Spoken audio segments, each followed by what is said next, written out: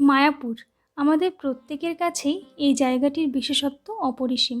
কারণ বলা হয় ভগবান শ্রীকৃষ্ণ শ্রী চৈতন্যদেব রূপে এই মায়াপুরেই জন্মগ্রহণ করেন। আর আমরা আজ সেই মায়াপুরে একটু ঘুরতে গিয়েছিলাম। তাই জন্য এই ভিডিওটিতে এই যাত্রাপথের এবং সেখানকার সমস্ত বিবরণ রইল। তো প্রথমে মায়াপুর যাবার জন্য নবদ্বীপ স্টেশনে নেমে যেতে হবে। হাওড়া থেকে সরাসরি ট্রেনও পাওয়া যায় এখানে আসতে। আর তারপরে সেখান থেকেই টোটো পাওয়া যায় ওই স্টেশনের 1 নম্বর প্ল্যাটফর্মের দিকে। এবং তারপরে একটু এগিয়ে গেলেই ঘাট, এবং সেখান থেকে ফেরি করে ওপারে মায়াপুর। আর এই ফেরির ভাড়া কিন্তু মাত্র 10 টাকা। আর স্টেশন থেকে ফেরিঘাট পর্যন্ত ভাড়া হচ্ছে 20 টাকা, অনেকে 15 টাকাও নিয়ে থাকেন। এই নবদ্বীপে এলেই দেখবেন প্রচুর সংখ্যক লোক চলেছেন মায়াপুরের উদ্দেশ্যে। মানে প্রত্যেক দিনই যেন এখানে কোনো উৎসব লেগে আছে। আর বলা হয় যে যাত্রাপথ কিন্তু গন্তব্যের মতোই সুন্দর হয়। আর এই মায়াপুর যেতে গেলে আপনাদের এটাই মনে হবে। আর ওই যে নদীর ওপারে দেখা যাচ্ছে টিওভিপির টেম্পল, যাকে বলা হয় টেম্পল অফ বেদিক প্ল্যানেটেরিয়াম। এই মায়াপুর কিন্তু অবস্থিত ভাগীরথী আর জলঙ্গি নদীর মিলনস্থলে। আর এই নদীতে যেতে যেতে দেখা যায় এই দুই রঙের জলের মিলন। এই দু রঙের জল কিন্তু কখনো মেশে না। যেমন আপনি দেখতে পাবেন একদিকে কালো জল এবং আরেকদিকের ঈষৎ ঘোলা জল।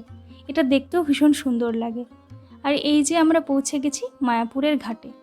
এখান থেকে টোটোতে করে মাত্র কিছুক্ষণের মধ্যে আপনি পৌঁছে যাবেন একদম মায়াপুর প্রধান মন্দিরের গেটে। আর এখান থেকে টোটো ভাড়া মাত্র 10 টাকা। আর এই টোটোর দাদার সাথে কথা বলে জানতে পারলাম যে 350 থেকে 300 টাকায় তারা সমস্ত মন্দির ঘুরিয়ে থাকেন। মানে মায়াপুরে যত মন্দির রয়েছে অন্যান্য। তো আমাদের একটু দেরি হয়ে গিয়েছিল, তো সেই জন্য আমরা শুধুমাত্র এই সুলভ প্রসাদেরই কুপন পেয়েছিলাম। আর এই প্রসাদের মূল্য 40 টাকা। আর খেতে কিন্তু ভীষণ ভালো। এখানে আরও নানা রকম প্রসাদের ব্যবস্থা আছে, তার জন্য আপনাদের ওই 12টার মধ্যেই কুপন সংগ্রহ করতে হবে। আর হ্যাঁ, বলে রাখি এখানে সব জায়গায় কিন্তু পর্যাপ্ত পানীয় জলেরও ব্যবস্থা। এবারে আপনারা ঘুরে নিতে পারেন মায়াপুরের অন্যান্য মন্দিরগুলো। আর এখানে রয়েছে কিছু বিশেষ বিশেষ খাবারের স্টল, যেমন করুণাস কিচেন বা মধু বেকারি, যারা কিন্তু ভীষণ ফেমাস। আর এই যে হচ্ছে সেই বিখ্যাত টিওভিপি। আর এখানে কিন্তু এখন প্রবেশ করতে দেওয়া হচ্ছে, কিন্তু আপনাকে কুপন সংগ্রহ করতে হবে, মানে ওই টিকিট সংগ্রহ করতে হবে বেলা 12টার মধ্যেই। আর এটা হচ্ছে ওই প্ল্যানেটেরিয়াম। আমাদের অতটা সময় ছিল না, তাই যাওয়া হয়নি। আর গোশালার দিকেই যেতে যেতে এই প্রভুপাদ ভিলেজ চোখে পড়লো। এখানকার রুমগুলো কিন্তু ভীষণ সুন্দর। আর এখানকার পরিবেশটাও এত সুন্দর যে মন ভালো না হয়ে পারবেই না। আর এছাড়াও মায়াপুরে চন্দ্রোদয় মন্দির কিন্তু অন্যতম দেখার স্থান।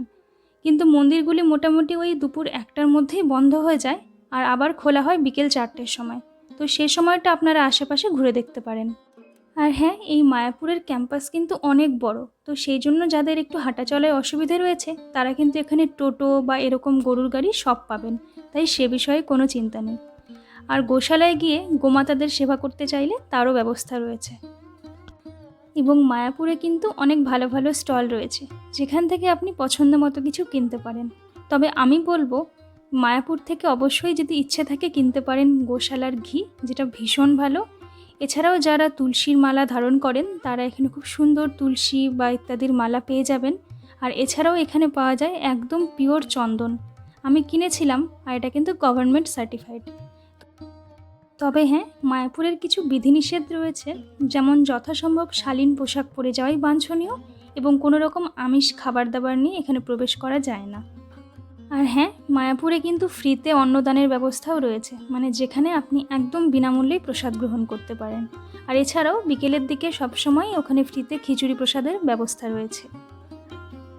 মায়াপুর কিন্তু নিছক একটা ট্যুরিস্ট স্পট নয়, এর রয়েছে আলাদাই স্থান মাহাত্ম্য। সেই জন্যই প্রভু শ্রীলপ্রভুপাদ সারা বিশ্বের মধ্যে এই জায়গাটিকেই বেছে নিয়েছিলেন ইসকনের ইন্টারন্যাশনাল হেডকোয়ার্টার্স হিসেবে, এবং এখানেই তৈরি হবে বিশ্বের বিখ্যাত মন্দির টিওভিপি। তো ইচ্ছে থাকলে অবশ্যই ঘুরে যেতে পারেন মায়াপুর।